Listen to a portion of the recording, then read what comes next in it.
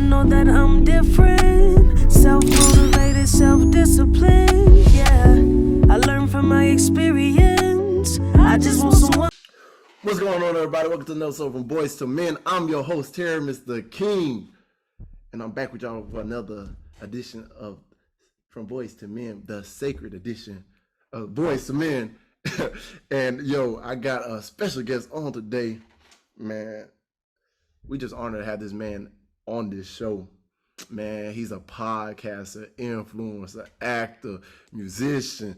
Man, I think I missed a couple things in between, but hey, he king of the BBWs. Man, without further ado, I present to you Stefan, Lorenzo.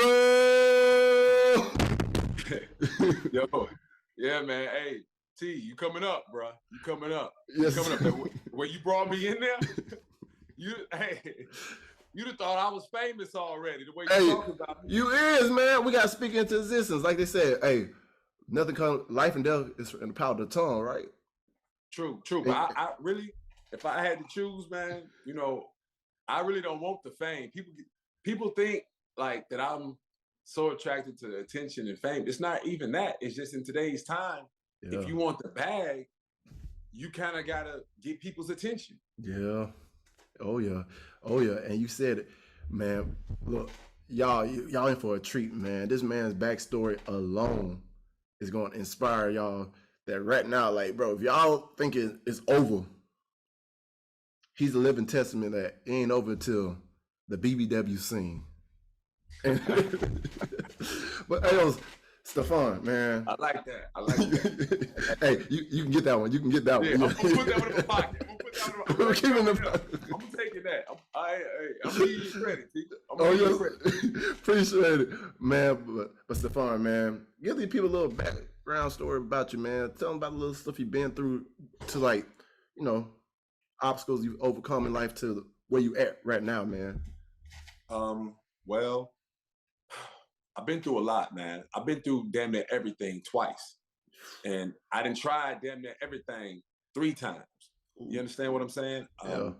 I was raised in Chicago, the south suburbs of Chicago, actually, Harvey, Illinois, which was a very, very, very like tough area, tough upbringing. So what a lot of people don't understand about Chicago is that like the inner city of Chicago, like the Wild Hundreds, etc., is only about 15 minutes, sometimes 10 minutes from the suburb. And it's so hood, for lack of better terms, in Chicago that influence still spreads all the way out into the suburbs. So it's like, then by the time I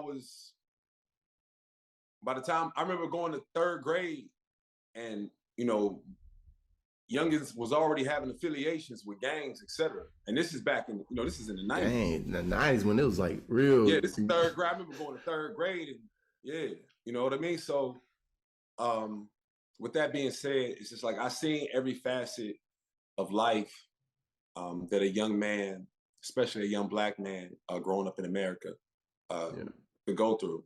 Like my family upbringing is very it's very different. Like I have a very large family. Yeah. But because of lack of education, lack of love, you know, my whole family is kind of like separated, right? Yeah. So, and that happened early on as a youngster for me. So that was always something like I chased, like, okay, I want to be the one to try to bring the family together. Yeah. You know, I want to be the one to try to, you know, see if I can right some of these generational curses. And one thing I knew early on is that takes money. It takes resources. Yeah. To heal generational curses, it takes a lot of 3 things: education, love, and money. With enough of those 3 things, I believe all generational curses can be healed. So with that being said, coming up, knowing that, okay, money can really, really change things for me. Yeah. Okay. And for my situation, because it's like, even though I lived in the suburbs of Chicago, like I lived in the hood, we was in the hood.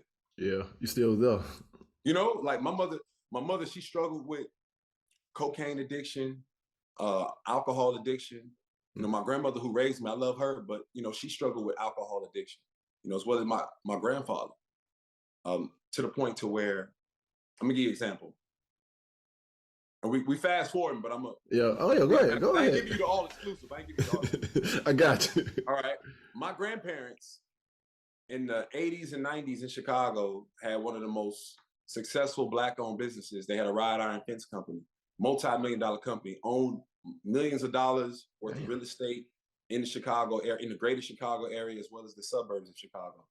But I had to go to federal prison to actually learn how real estate works, how credit works.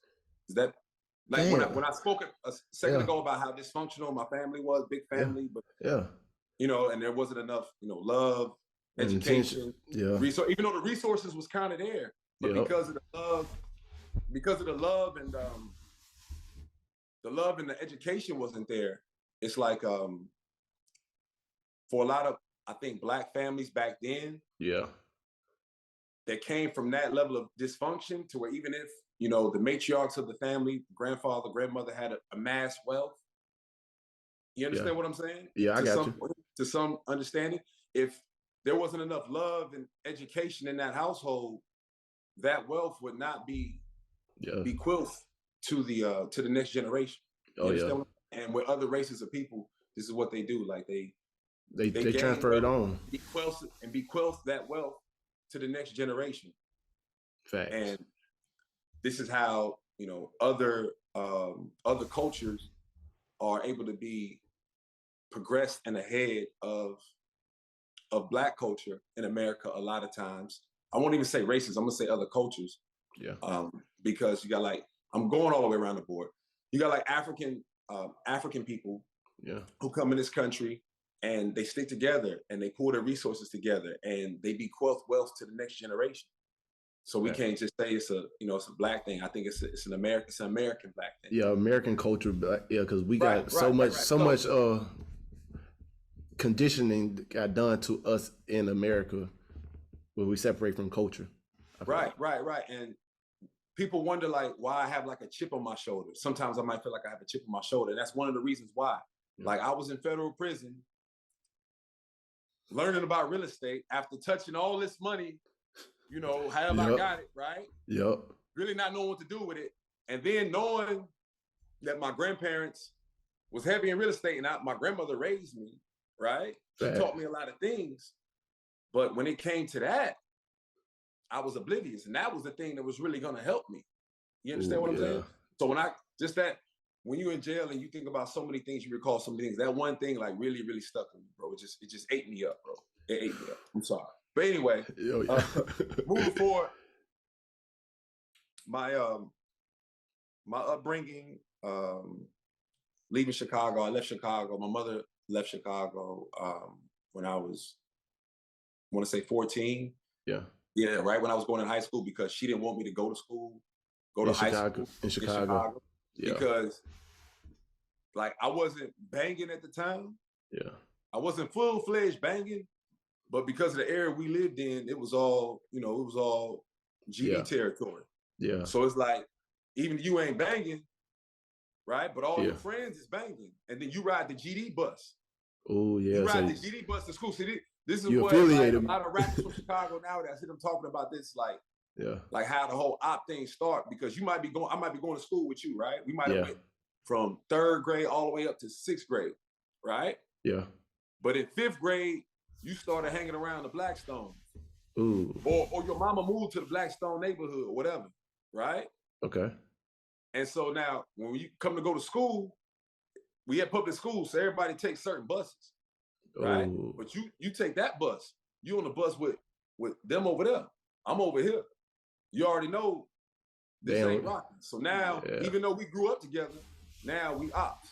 And then so going into high school, that's when all the gunplay was coming in a lot. I mean, even though it was coming in too high, but even back then, you know, going into high school, gunplay, brothers getting shot, you know, they had, metal detectors at the schools, etc. So my mother, you know, she wanted to do me a solid, should I say. And now we're growing up in that. And so she moved to Florida. And the crazy thing is, when I moved to Florida, that's when I started getting in trouble. I ain't got in no trouble in Chicago. I got in no trouble at all in Chicago. Wait till you got up here to Florida. Till I got to Florida, bro. And Florida just pull it. Florida pull it out of everybody. It just pulls it out. Come to Florida on vacation, go back home on probation, come back on violation. That's the motto. Because look, every time on spring break, literally, that's the whole task with Florida. Because if you get you in trouble during spring break, any time you're on vacation, Florida owns you until they say they don't want to deal with you no more. Exactly. But I love Florida though now, bro. I love Florida. I consider myself a Floridian. Like, I lived a lot of places. Yeah. But Florida's always been my base. You know, I had my first children here. Yes, sir. I got married here the first time. Caught my first case here. It's the first for everything. First for everything. You know, I came into manhood here, you know, which makes it so special. You know, I'm really team Florida, bro. I'm really team Florida, bro. I feel it. Florida. I feel it. For real. Yeah. When you did all those first like in Florida. Chicago, I was in Chicago last year. Yeah. I ain't even like it, bro. I wanted to hurry up and get the hell out of there. Yeah. Like, I think like how Favor said something, because he from Montgomery. He said Florida, he said wherever you're from, like Alabama made them. Like, so Chicago made you, but Florida raised you and saved you in a way. No, I won't say that. Oh. I won't say that. I will say Chicago gave me, Chicago just gave me enough information to get me by. Right? Okay. You know, but I really shout out to my mom, man. You know, yeah, my dude. Because the best thing she ever done for me, for real, yeah, was moving me to Florida.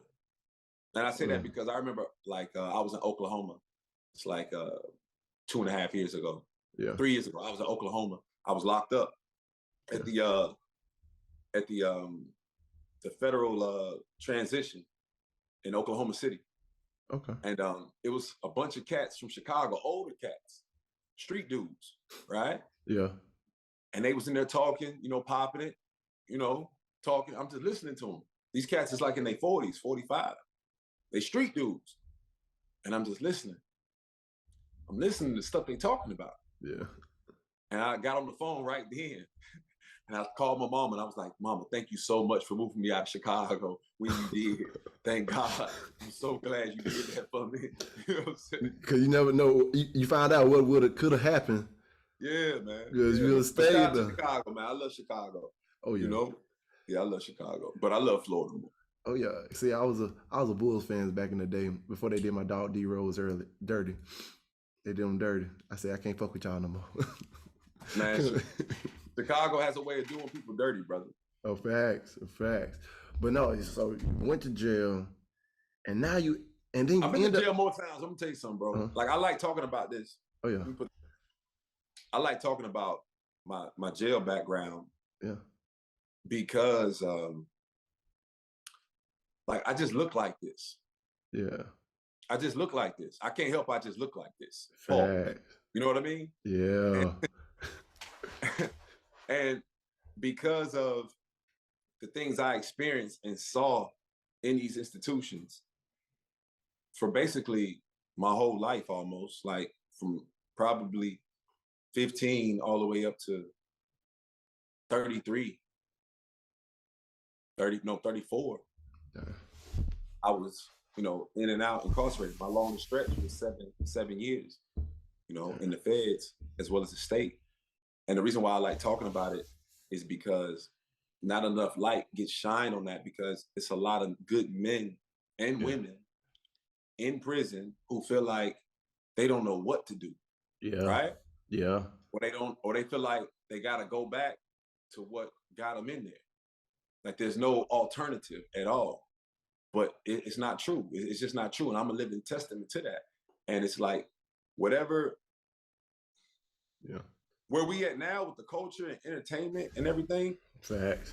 Whatever your personality is, whatever it might be, there's somebody out there that feels you. That's true. There's somebody out there that feels you. Then not even just that, aside from entertainment, just legitimate business.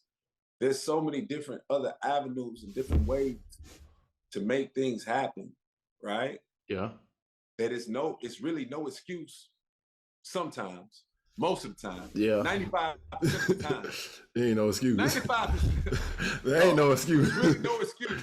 Oh yeah. Let me stop. It's really no excuse for a brother. Yeah, it's really no excuse for a brother or sister who's been in the street, knows by firsthand experience the traps that lay in the street. Facts. to go to jail or prison, probation, whatever, and go back and get involved in that same thing. No, there's no excuse for that. Oh yeah, that's just and idiocy. I can speak on that because I've done that. I was a crash dummy. Recidivism. Crash dummy. So I was a straight crash dummy, bro. They wrote me off, bro. You gotta understand, right? Yeah. I went to the feds the first time when I was 24. Yeah. Slap on the wrist, like 26 months. Nothing major. I got out after doing 26 months. Was out for 120 days, exactly. And went back in for 7 years. God damn. Yeah. Hey, so you gotta understand, they looked at me like I was a crash dummy. You know, like family, the little bit of family that was, rocking with me, they wrote me off. Yeah. Whatever females was rocking with, wrote you off. Wifey wrote me off. Yeah. Kids damn near wrote me, because it's like, yeah. And I understand it. And again, like I said, I like speaking on that because I know a lot of people, the statistics show, we got over 2 million incarcerated in America or on some sort of supervision of some sort. So the statistics show that a lot of people, men and women, come from my background, but not many, very few are able to make it up out of that, especially to the level of where brothers like myself, as well as you, even though you ain't never did no time, are going. No, I did 3 months in prison. Count. I know, they don't count. I ain't go down the road. It don't count. You ain't been down the road, no, I'm lying. That shit count. That shit count. And what I tell everybody about jail is I think everybody should go to jail for at least 3 days. It changed the whole aspect of life. Because I was literally on the floor with I was on the high security floor, like big time drug dealers, killers, people who's facing life. Right. And don't see no sunlight. Only time you go out is once a week to play basketball, just to get some sun a little bit. Make you appreciate shit different. Yeah. But hey, and even though what I went there for was a false accusation and stuff, that moment in there it developed me to. Hey, hold on, I want to stop you, T. Hold up. Now you see this? Yeah. People, y'all see this? Now T is the complete opposite of me. Yeah. But not that much. Not that much. What I mean by that is you pretty much a straight shooter. Yeah. I was with all type of bullshit. But that didn't stop you. Yeah. That didn't stop them people from locking your ass up. Facts. You understand what I'm saying? Yeah. And I tell black men this, white men this, Hispanic, it don't matter. But especially black men, Hispanic men, I tell them all the time, I say, hey, brother, you make one, especially, hey, make one mistake. One. Make one mistake. They got to sell for your ass too. You can look at me and think whatever, he on here smoking the blunt, who this mother think he is, whatever, right? Yeah. But I'm going to tell you something. Make one mistake. They got to sell for your ass too. Matter of fact, you ain't even got to make the mistake. It could be a lapse in judgment. It could be letting somebody come around you that had no business coming around you. It could be the wrong woman in your life. It could be anything. It could be the wrong place, wrong time, anything. And majority of the time, that's what it is. The little bitty thing that costs you so much because the lapse of judgment, like you said, because man, I'm not going to lie. Like you said, I believe a lot of people need to go to jail for a certain period of time. It's one reason. No, I'm saying just 3 days. I'm gonna tell you why. Why? The number one reason why. 3 days. You gonna in them 72 hours, you gonna find out who down for you and who ain't. Period. Yeah. You. All you need is 72 hours. I want to say 48. The only reason I'm saying 72 is because you want to give them, sometimes, depending on the situation, you want to give them a day or so to see about Yeah. you. You know? But within them 72 hours, Yeah.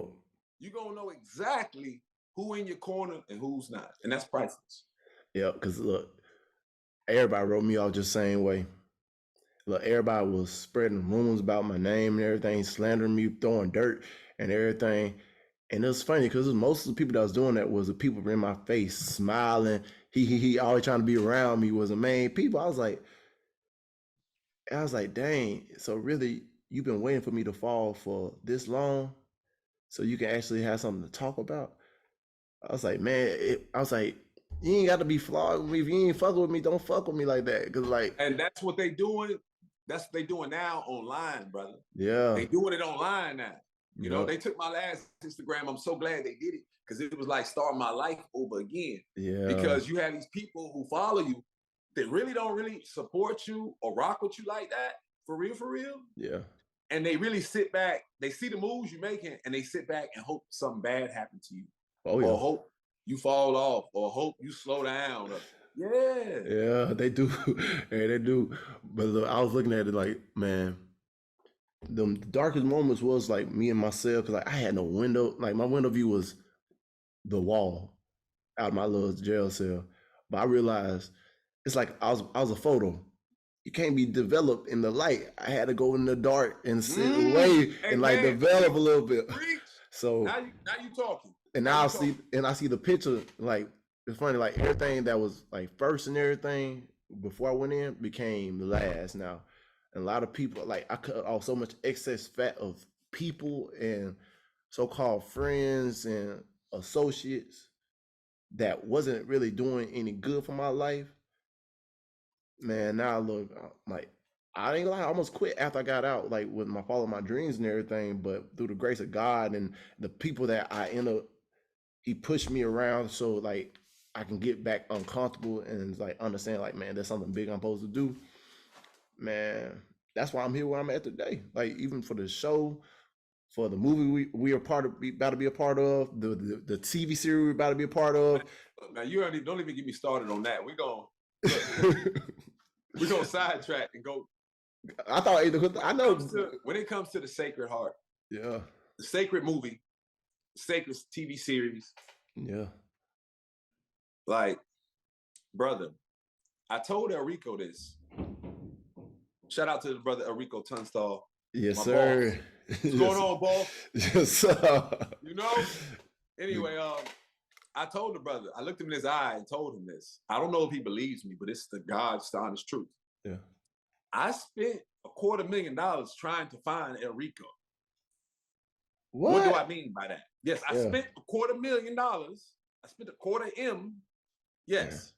Trying to find Enrico. What do I mean by that? Okay, look, when I was in prison this last time, 7-year bid, when I got to Northwest Penitentiary, CCX in Tennessee, right outside of Memphis, like an hour outside of Memphis, West Tennessee, there were a lot of devices, cell phones, etc., readily available.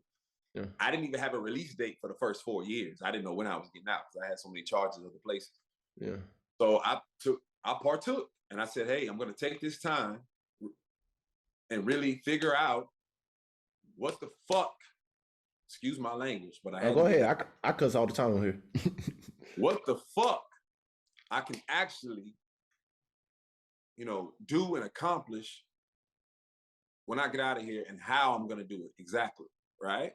Right. So, I got the phones, I'm rocking, I'm rolling. Okay, I'm looking at everything, I'm peeping the shit. Okay, I'm saying, okay, so look.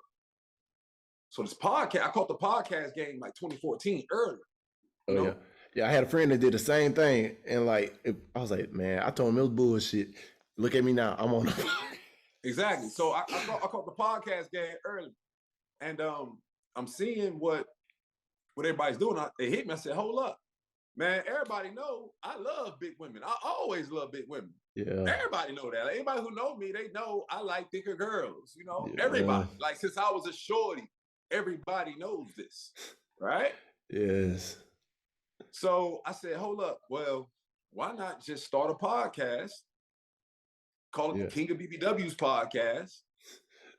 right? Yeah. And just show how you know, just talk about the culture and yourself and plus size women, bigging them up and, you know, et cetera. And just, you know, and I was gonna be, I got certified to be a personal trainer while I was inside. And then I was gonna do that. And that's all I wanted to do. That was it. That was the plan. But I didn't, you know, post to social media or nothing while I was incarcerated because that was Yeah. very, very risky. I didn't want to do that. Yeah. Now everybody's dudes posting with their phone. Now everybody's it's a big thing. Crazy. They got a whole prison TikTok. It's crazy. I know. I was like, damn, how the hell? I was like, I ain't say shit or ask about shit. I mean, I got a lot of old footage of me in prison, but it's like, I ain't really want to release it because it's like, why? Yeah. Why? Yeah. Why? You know? Yeah. You know, I mean, I'm holding stuff in case some people question certain things. I'm able to show certain things, receipts, as they say. But other than that, I ain't. Yeah. You ain't even tripping. Anyway, yeah. So that's all I want to do. But once I got out and I seen how things was really rocking, I realized, damn, I don't really know social media. Yeah. I have to learn this. And what I should have did, I should have took a year, not did nothing, just learn, build. That's it. But you know, I'm a Gemini. I got no patience. I have a fear of time. And so I said, no, boom, because while I was inside, I was making provisions for when I got out. You know, just making sure everything possible needed to be in order. I didn't want to come home like the average guy who comes home from doing a long bid. I said, that's not going to be me. I said, I'm not doing that. I said, no way. I don't care what has to happen. No, I'm going to take this time. I'm going to refine myself, educate myself as best I can, and build for myself as best I can in every way. And so once I got out, I hit the ground running, and it's like, I'm here, I'm there, I'm here, I'm there. And this stuff's really expensive. I'm flying all over the country on my own dime. Like all through the pandemic, I was flying all over the country. Getting right? And before the pandemic, and during the pandemic, you know, flying all over the country, staying in 4- and 5-star hotels, doing podcasts with these different plus size women, right? Really giving them an experience that I can say, you know, had never been done before. Facts. Right? But because I didn't understand the way the entertainment business really works as far as with social media, I didn't get that. Right? Yeah. And after seeing certain things in the culture, I said, you know what? Nah, to hell with just a podcast. I need to be doing music too. I didn't even know how to rap at the time. Yeah, I didn't even know how to rap. Okay. I said, no, I need to be doing music too, because these other niggas ain't got, hell no, I need to be doing music too. So then it transpired into me, okay, dropping a video, doing music. And then other things, and I connected with a production company who wanted to do a reality TV show with me, et cetera, you know, talking about my love of plus size women, you know, whatnot. Matter of fact, I got a rhyme about it. I said I signed a bad contract. They never put me on. And you know, just promising me the world, promising me the world. And because I was still kind of playing around in the street a little bit, I'm running through money, you know, I'm flying around with them, whatever, woo, right? Yeah. But I'm not, I'm spending all this money. I'm going here, spending 10, 15,000 on clothes. I'm doing this, I'm doing that, right? Yeah. Because I'm thinking, okay, this bag about to come. Yeah. So, you know, you got, you know, 2 years of that. And then you just say the podcast, this is my podcast alone. We 77 episodes deep on the podcast, King of BBW's podcast. And even though like I don't do like all the special productions. Sometimes I do, but most of the time lately, for like the past 8 months, I've just been just going live, just doing my thing, just letting it rip, just showing the vibe or whatever, how I'm feeling. But each one of those podcasts, the cost of production at least is $1,000. Yeah, and that's why I've been grateful. At least $1,000, because if you just add up just the clothes I was wearing, and then if I got a guest entertaining the women, you know, they want some drinks or whatever, or some food or whatever, or you know what I mean? Or I might have to, you know, this guest might need a gas stipend or whatever, you know what I mean? Because they're coming from so far or whatever, or if I'm in this spot or this studio, whatever, all that stuff costs money. So yeah, I spent $250,000 looking for the plug, looking for El Rico, looking for a way in, because once I got out and I realized what things are going, I said, okay, nobody gets in entertainment. Nobody, this is what I learned too. Yeah. Nobody gets in the entertainment business unless someone in the business brings you in. Facts. It does not, I don't care how many TikToks you do. I don't care how many Instagram posts. I mean, you get money, you do your thing, you can build, but I'm saying if you really want to get in the actual game, right? Yep. And once I got out of prison and I saw the way things was going, I said, no, I got to be in the actual game all the way. Act all the way. Because there's nothing, these guys don't have nothing on me. They have not been through what I've been through. They cannot draw from real experiences for a character the way I can. They cannot do it because they haven't been through it. They have not been through it. They are just actors. I'm an actor. And I remember as well. But these guys are just, these other guys, and there's no, to anybody, but a lot of these other guys, and especially, I'm going to say it. A lot of these guys who've been on TV 20 years, they're just actors. 10 years, they're just actors. It's time for new faces, as the brother El Rico. Yes, sir. Yes, sir. Because look, and I remember at the audition, for the callbacks, I ran into you. He was like, "Hey, who you in auditioning for?" I said, "Oh, Willow." He said, "Oh, well, you was telling me your character." I was like, Shane Watson. Yeah, I was like, "Nah, I'm auditioning for him too." He was like, "Nah, bro, that's me. I'm already him." The whole thing. I was like, yeah, man. I got gangster with you for. You got gangster with me. I was like, I don't give a fuck about your gangster. If I want to be this character, I can be this character. But hey, your authentic aura about like, hey, nah, bro, this character is basically me. His character is categorized around me. His backstory is my backstory. So what the fuck you talking about?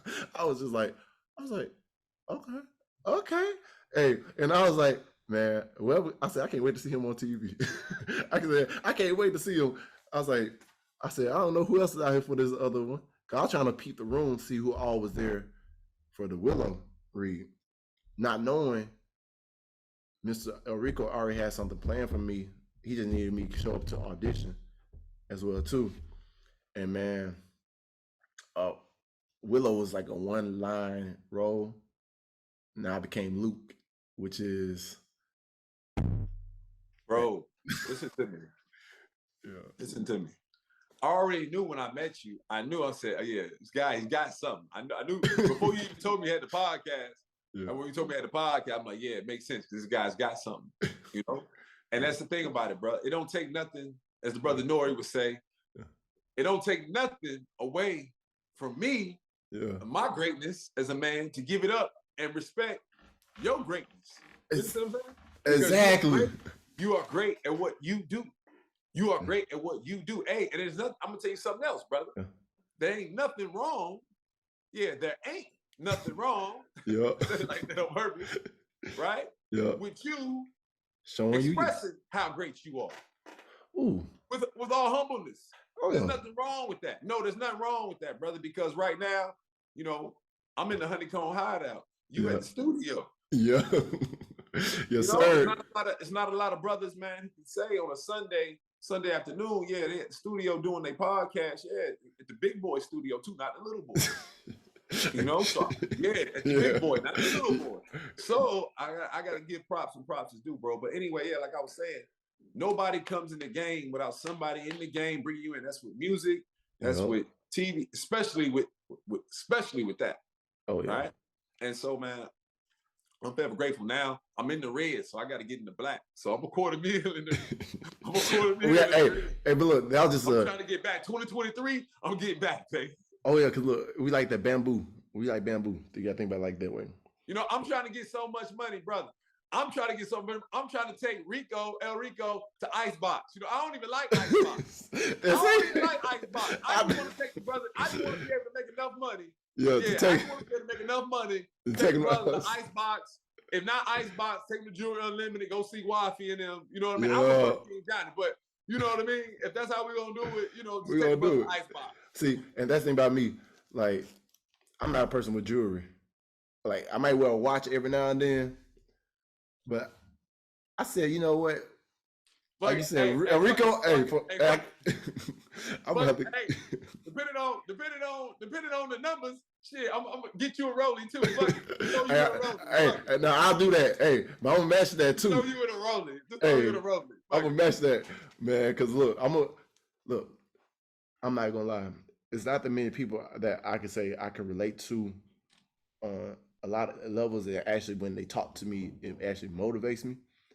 Because, you know, like I'm just want to let everybody know, like at the trailer premiere, like you could tell just from jump, like, man, my spirit was down, like I wasn't in it, and you can't pull me aside, just talk to me like, bro, nah, don't worry about that, like fuck all that, you good, we here, it's about to happen for you, all this, that, and third. And I was like, I kind of had to really think about it. I was like, man, you're right, man. I've been letting so much of my past hold me back from what I wanted, what my dreams was and my future was, and trying to think, like, I was trying to unpack everything at one time. It's like, bro, don't even think like that. Calm down. You know what, brother? Yeah. I was talking to you, but I was also talking to myself. Ooh. I was talking to you, but I was also talking to myself. Man, brother, I'm going through the same things, just on different levels. Us as men, young black men, brother, we really all going through the same things. Real shit, yeah. For real, especially brothers who out here trying to really get their career off the ground. Facts. And know that we in that transition period. You and me both, we in that transition period. It's like, okay, we've been grinding for a little bit, right?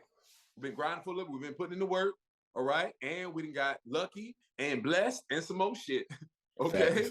Facts. Facts. And, okay, and we about to be in that transition period, right? And everybody's like, kind of like watching, like, all right, what's gonna go on? How you coming with it? Okay, well, you know what I mean? Facts. And so now is the time, bro, to just get even more laser focused, man. Even more laser focused, man. And poke your chest out. Oh yeah. You know? And poke your chest out like I'm here because put the weight of the world on your shoulders, man. We ain't got no choice. We already done got in front of that camera. Yeah. Hey, and it was so great because look, I was after that trailer premiere, because I was really about to leave. Even though I just got until you said that, I watched it, and it's like, man, it's real. It's like really about to happen. And it became real to me in that moment. I was like, man, I remember when they wrote me off. Like I said, and I started writing myself off. I was like, man, yeah, this stuff. This is why, brother, this is why you must pump yourself up. Yeah. Hey, even Kevin Gates said it. What Kevin Gates said, he said, every time they tear you down, they'll build you the fuck back up, nigga. Yeah. You have to do it to yourself, though. You have to be self-motivated. You have to, bro, because these people don't care nothing about you or me. Nope. And Kevin Gates actually was just here in Pensacola on Friday. Hey, I asked Enrico, look, you can ask Enrico. I hit him about like 2 weeks ago, asked him, hey, look, you think you can pull a manager of the year card and get me backstage? Exactly. Hey, I want him on my podcast. I'm gonna go ahead and talk to that. Look, one day, very soon, Kevin Gates, you coming on my podcast. Yeah, we're gonna make it happen, man. Speak to assistance, man. We're gonna make that. Ain't gonna be nothing. We're gonna make it happen, man. Oh, yeah, we're gonna make it happen. Then he gotta come back to Pensacola and give him another show real quick. But this time, give us a shout out. Oh, give the podcast a shout out. You know he's gonna be back there within a year or less. Oh, you know that. Yeah. And look, they packed out the stadium. And I was like, bro. But Kevin Gates just alone, man. I gotta say salute to you, Kevin Gates, man. You actually one of the only rappers. That's my favorite rapper right now. Yes, that motivated. He motivates me. From New Orleans, even though y'all only 3 hours away, man, you gonna make me have to pull up over there, say what's up to Kevin Gates in his city, man. No, he from Baton Rouge. Yeah, I ain't going to Swamp. He can meet me in New Orleans. Baton Rouge straight is just that. Yeah. Like, it's just certain areas. It's crazy because like right by LSU, it's the hood. It's crazy. No, it's the same way about a lot of these schools. Because when I was in California, all right, USC is in the middle of Compton and Crenshaw. Shout out to Cali. Got that Cali love when I got that Cali butt. Hold on, let me say something too. Yeah. Oh yeah. We're gonna stop acting this taboo around marijuana use. Okay. I don't, you know what I'm saying? Yeah. I don't like, especially like in the acting world, like everybody smokes anyway. Yeah. Everybody fucking smokes. In the acting and the music world, everybody smokes weed. Everybody. But people still, for whatever reason, in 2022, are scared to come out and partake in the herbs. This is medicinal benefit. It's completely legal. Yep. This is completely legal. All right. What I'm smoking is completely legal. Hey, and the funny thing about it, if y'all got family members that's in jail for like all these minor drug charges with marijuana, y'all can go tell their lawyer the law has changed, so that's not longer a sustainable offense where they can lock them up. A lot of places they like far as a lot of laws changing on marijuana. A lot of places made certain stuff retroactive, but then a lot of places didn't. Certain stuff to get off your record, you shouldn't have to spend no money on a lawyer, right? But sometimes in certain states, you know what I mean? I'm not really familiar about Florida. I know because I got so many felonies on my record that there's no way I can get them expunged. Yeah. Because like you can only have, I think, like 3 or so many, and then you give them expunged, but I got like 37. God damn. So they ain't. God damn. Hey. And they ain't never told on nobody. That's what I'm saying. Like, brother. That's right. I'm almost like Lazarus. No disrespect. I'm I came back from the dead, brother. I was dead. I came back from the dead. Look at me now. They counted, like what I said, they counted you out. And look, I could just feel it when we first met, and from the table reads and everything else, and too, it was just like they try to play me at the table read, but it's all good. Hey, then look. He came in suited and booted. Hey, you still ain't posted that picture. Why you ain't post that picture? I want to know why you ain't post my picture. You know who I'm talking about. I ain't gonna say no names. You know who I'm talking. You gonna see this. I want to know why you ain't post that picture. You know we was looking good. You know I was looking good. You know we was looking good. Girl, woman. Okay, he said girl, woman. Now I'm thinking for real. Hey, she ain't post that picture. I want to know why she ain't post that picture. But she might have posted. I believe she posted it. I believe she posted it. I don't know for sure if she ain't posted. I believe she posted it though.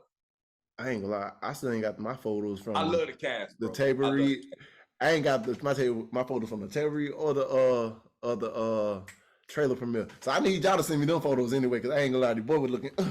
You gotta hit up Miss Savage. Miss Savage should definitely have them. Oh, bad. Shout out to Miss Savage, Officer Savage. What's up? Oh yeah, man. I ain't gonna lie. Matter of fact, let's get back into Sacred though. Let's talk about Sacred, your character and everything. Ooh. Man, let's talk about the cast though. Hold up before we do my character, bro. Oh yeah, we got the cast. I love this cast. This is the second movie set I've ever been on. Yeah. The first one was last year? Yeah. In Atlanta, I did a film called I believe Dirty Game. Yeah, Dirty Game, the movie. Starring Gravy. Jamal Woodwardland. Okay. He played in a Biggie movie and All Eyes on Me. He played Biggie twice. You know what I'm saying? I know exactly what you're talking about now. Yeah. I want his spot. You can take it. Hey, I already took it. Hey, that's what. Hey, you're right. I already took it. I'm gonna tell you something too. Yeah. I'm coming for Gravy though. I got beef with Gravy. I got beef with him and a couple other actors. I got beef with. Oh, I was just talking to them. No, I ain't gonna lie. I actually do got beef with one person that's in the entertainment industry, and that's Spike Lee. Why you got beef with Spike?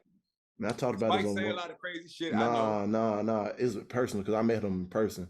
That's why I got beef with this man. Personal. Yeah, it's personal. I talked about it on one of the podcasts early on. But look, so I was in a debut in Hollywood. You know, we was checking in, about to go off the strip and everything. I looked up, I was like, bro, that's Spike Lee. I want to say, bro, I'm a big fan. Like, really, at that time, like, I was like, really, I watched basically everything Spike Lee has created. Right. And, you know, like, I rewatch it to learn something different every time. And, like, that's what I kind of aspired to be, like, on the film side, like, director and, like, the creating of movies and shit. I say, man, yo, I'm a big fan of yours. I just want to take a photo. I mean, I came in humble and everything too. I was like, I wasn't fanboying in it, but like I was like, hey man, oh you Spike Lee. I'm like, bro, I'm from Pensacola. I don't know you met anybody from Pensacola, but I'm from Pensacola, small little town that got big people coming out of it. Turn around, he's like, nah man, I can't do your photo. I can't give you a photo, man. I was like, all right, bet, cool. That wasn't the problem. Right before we walked out, he's over about elevators and giving white folks with white folks. And I was like, he was taking pictures, he was taking selfies. Yeah. He's all in there smiling and everything too. I was just like, you can't be mad. You was probably looking like a dope boy. No, look. No, hey, I was actually was tailored. I had my Louis Vuittons on. Just like a pass, man. Maybe maybe that was the Rothschilds or something, man. Maybe that was the Illuminati. He was taking a picture with his stuff, man. Might be. But look, all I know was this. As far as how I was dressed and everything, back then I kept my clean cut. My stuff was clean. I was just got out of the military. I just got out of the military and shit. So I was like, bro, I wasn't looking like no, hey, I'm about to rob you, motherfucker. Like, I was like, hey, bro, I'm just like, bro, take a photo with me. Funny thing about it, the same time we was in Hollywood, I ran into like, she was an influence, like Elaine V, Miss Julie, King Batch, and all of them and everybody else. Yeah, they flicked up me perfectly fine. Same thing with the kid that was actually, you remember John Q? Yeah. With Denzel Washington? Yeah. The kid that played his son, I ran into him when we was in Hollywood. And that was like cool. I was like, bro, you the kid from John Q. He said, yeah, I get this all the time. I was like, hey, bro, I'm just saying you did a good job on that. What you doing now? That's what I'm saying. Can't be like that. We can't be like the kid from John Q. What I mean by that is, nah, dog, like, it ain't nothing to laugh at. What I mean by that is, like, speaking about the cast, Yeah, go ahead. Yeah. We are all in such a great, unique position right now to be able to go to another level in life, and also to be able to build a career that will last a lifetime. Facts. You know? But I think this is my advice to all the cast. We can't rely on, just other people. You understand what I'm saying? Even though these other people want good for us and put us in position, etc. From brother El Rico to Bill Marshall to LD to Roy Jones, etc. Right? Right? Yeah. We can't rely on that alone. We can't rely just on the sacred fam alone. What I mean by that is we still have to go out here and push and build and push the sacred fam on top of that. Yeah. You understand what I'm saying? Because if you look at, I looked at like actors who were signed to, I don't know if they were actually signed to, but all the Tyler Perry first 7 films, he pretty much had all the same actors. Right? And even had them on TV, etc. Plays, the whole 9 yards. But in my opinion, I don't think those actors, enough of them, a few of them did, but I don't think enough of them really built on that momentum. While they had it, I know exactly what you're talking about. While they had it, and didn't just rely on the Tyler Perry name. You understand what I'm saying? Didn't just rely on that. Yeah. You understand? Because my whole thing is I want to put on for Stefan Lorenzo, for King of BBWs, but at the same time, I got to put on for Sacred Heart. I got to put on for Sacred Fam. I got to put on for El Rico, because without that, I can't do this. Yeah. Without that, bro, without that plug, bro, it's almost something I was willing to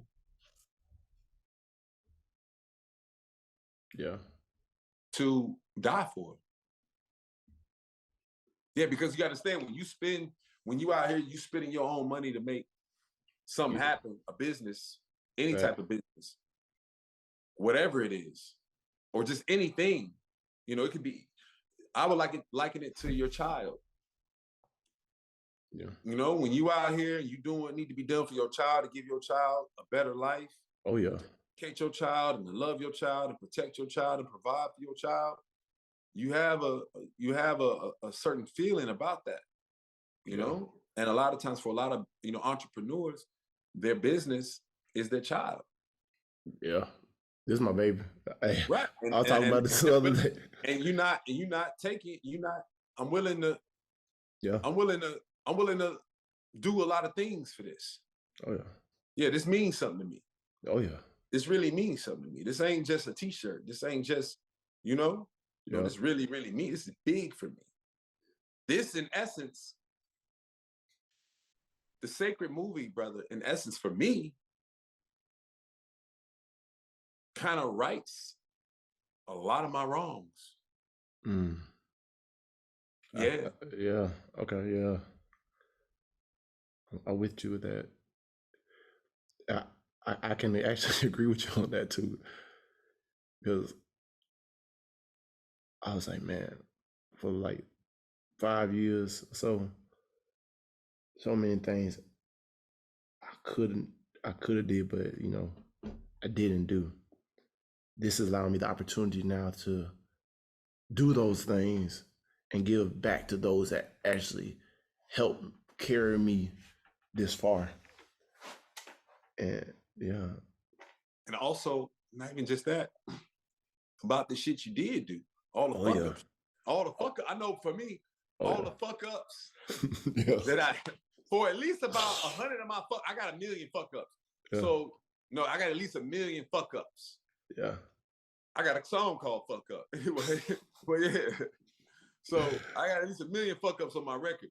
So Sacred, it takes away at least 750,000 of my fuck ups. I'm with you on that. Yes, sir. Oh yeah.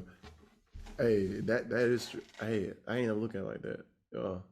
Yeah, man. So it's a beautiful thing, man. It's a beautiful thing. It's a wonderful thing. And man, I'm just blessed to be a part of this, bro. Blessed to be a part of this. And I hope that this interview, I hope that this interview, I don't even consider this an interview, bro. Oh, yeah. You is family.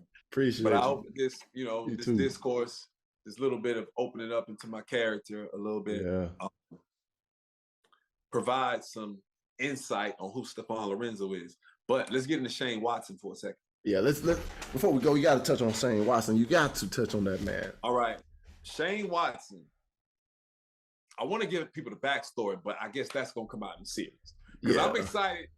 I'm excited to see, because I know what Shane Watson's backstory is. You know it. Yeah. All right, but people don't know it. I don't want to give them that just yet. Yeah, you can't. Yeah, they got to wait for the film. Backstory just yet. I would rather that come out in the series. Facts. Okay. Yeah. Okay. However, Shane Watson, he's an attorney at law. Yes, sir. Esquire, and some more things. And he's doing what he's supposed to be doing in the series. And that's being the best possible legal representation he can be for the Brooks family. Notably, the matriarch of that family, Dr. Darren Brooks. Mm. Yep. And so, yeah, there's something I will tell people this. Dr. Darren Brooks, he pretty much rules with an iron fist. All right? Yes. And he's not your average doctor. He's not your average person, period. And neither is Shane Watson.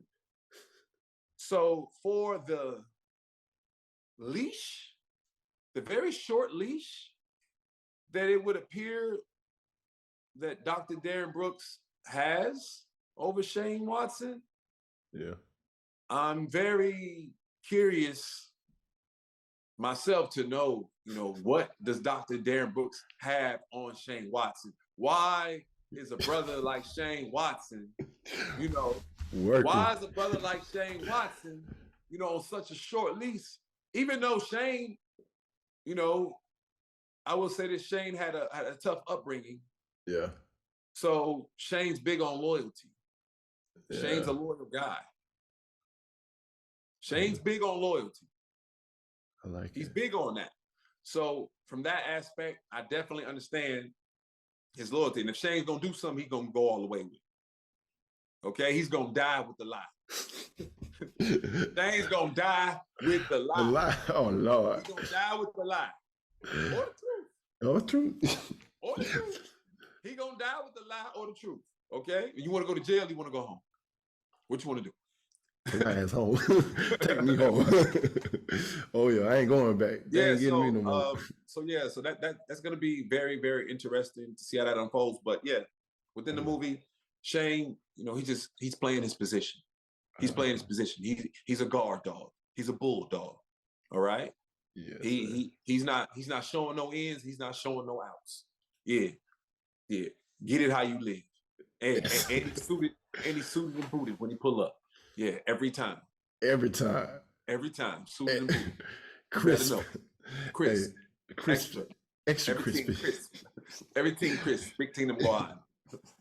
Extra crispy. All the big body got them. All the big body got them. Yes, sir. Hey, all I gotta say. Lorenzo, aka Shane Watson. The BBW. Hey, BBW King. Hey, this is another too. Before I want to touch on that. All right, look. Oh, yeah. So the King of BBW's podcast, it's available on Spotify. Excuse me. Yeah. It's available on Spotify podcast, Apple Podcasts, Amazon Podcasts, pretty much anywhere where you get your podcasts. We're also on YouTube. And yeah, y'all can find me there. I'm on TikTok as well, just at King of BBWs. That's King of BBWS. Yeah. And also you can find me. You can find me on Instagram at Stefan Lorenzo, all one word, at I am Stefan Lorenzo. Excuse me. Yeah, at I am Stefan Lorenzo. And make sure you visit my website, kingofbbws.com. Yeah, yes. kingofbbws.com. Also, you can go on Spotify under Stefan Lorenzo, my artist profile. Stream. I told you he do it all. I told y'all he do it all. Okay, 2023. Yes. I'm concentrating purely. I'm gonna take a break from the podcast. I'm gonna take a hiatus. Okay. From my podcast. In 2023, I'm purely acting and music. And really the acting is much easier than the music. Okay. Right? But yeah. I want to be challenged as an actor. I want to be able to go places far as character wise that people wouldn't expect me to go. Of course I want to do the urban stuff as well, but I also aspire to do, things that are not necessarily considered urban films, and also anyone, if you're looking to market a product to plus size women, Stefan Lorenzo, I'm your guy. Yes, sir. Right?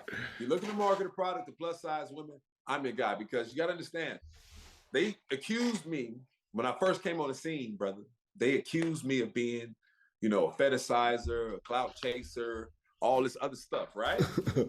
Yep. Because I was showing, big girls in thongs or whatever. Woo, woo. But this is stuff women, y'all already doing.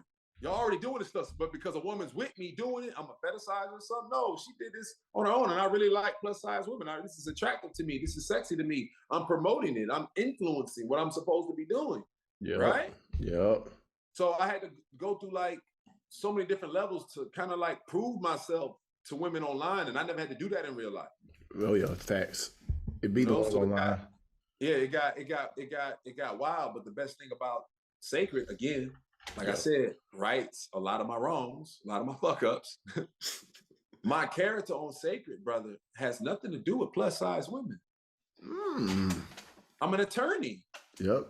So if I didn't possess actual talent, how did I get that role? If I didn't possess ladies. Talent, we had about 300 people there in person, another what, 600-700 on Zoom? Yeah, no, I think they had about 500 something in person. No, they had about 800. They said about 800 in person, and another like 600 on Zoom. Okay, It was a so lot out of of people. 1,400 people, Yeah, out of 1,400 people on average, I got that role. That's not. I mean, of course, it's fate and it's blessing and it's mercy yes, and it's all that. But at the same time, proper preparation prevents piss poor performance. yes, sir. Bro, I stay ready, so I don't got to get ready. I keep a bag packed. I keep a fit fresh from the cleaners. Few of them ready to go. Yes, Yeah, ready to sir. go, ready to get on a plane, ready to hit the road, whatever. Yeah, I'm trained to go. I'm really about this life. And When ready I to say get this it. life, I mean it's entertainment life. I'm really about it. I can't wait to be on the plane longer than I'm on the ground in the city. I can't wait.